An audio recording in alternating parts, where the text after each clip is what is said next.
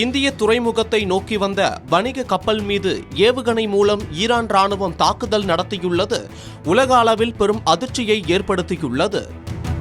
America மற்றும் இஸ்ரேலின் கூட்டுப்படைகள் Iran மீது ஒரு வாரத்துக்கும் மேலாக தாக்குதல் நடத்தி வரும் நிலையில் சர்வதேச அளவில் முக்கிய போக்குவரத்து பாதையான ஆர்முஸ் நீரிணையை ஈரான் மூடியுள்ளது.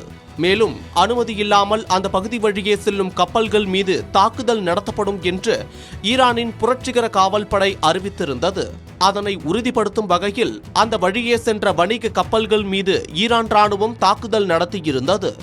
இந்த நிலையில் ஐக்கிய அரபு அமீரகத்தில் இருந்து இந்தியாவின் குஜராத்தின் கான்லா துறைமுகத்திற்கு வந்து கொண்டிருந்த MV மயூரி நாரே என்ற தாய்லாந்து நாட்டு சரக்கு கப்பல் மீது ஈரான் தாக்குதல் நடத்தியுள்ளது. இந்த கப்பல் ஆர்முஸ் ஜலசந்தியை தாண்டி ஓமன் அருகே 11 கடல் மைல் தொலைவில் சென்று கொண்டிருந்த போது ஈரானின் 2 ஏவுகணைகள் இந்த கப்பலை தாக்கியுள்ளதாக செய்திகள் வெளியாகியுள்ளது.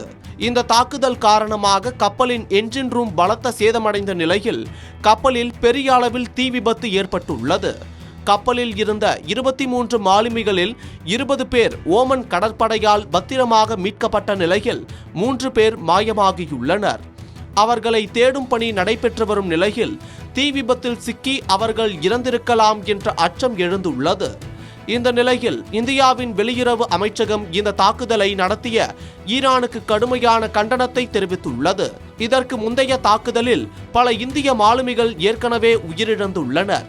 வணிக கப்பல்களை குறிவைப்பதை ஏற்க முடியாது என்று இந்தியா பகிரங்கமாக கண்டனம் தெரிவித்துள்ளது. இதனால் இந்தியா மற்றும் ஈரான் உறவுகளில் பதற்றம் ஏற்பட்டுள்ளது.